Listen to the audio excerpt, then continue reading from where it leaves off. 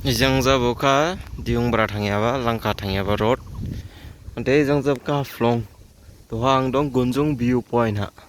Altitude ibuni 750 meter above from the sea level ni.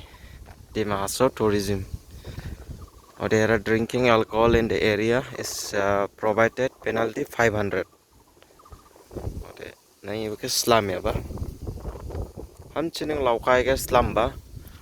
Finally Blaika doa, ike. Blaiba lausa ga it means. Sigabo mane ska slam ye tholaba make renovate khlaibin ba. Jini siam. Ode nai beli mozang. Oh jongja ka diung ji. Ejene nwana diung ji e gobo. Gunjung ji. Ere japka view point. Ketere Gunjung view point. Saka kutara puno na. Sini.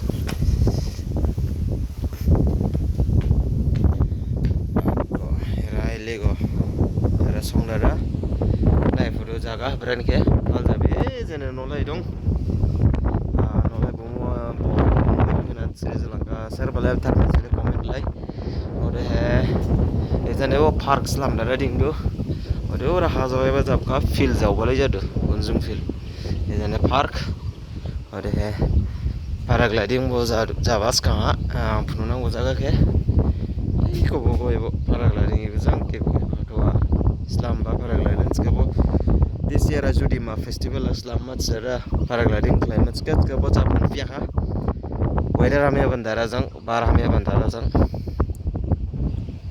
oh mjang bina di ma so bo am chini mjang bi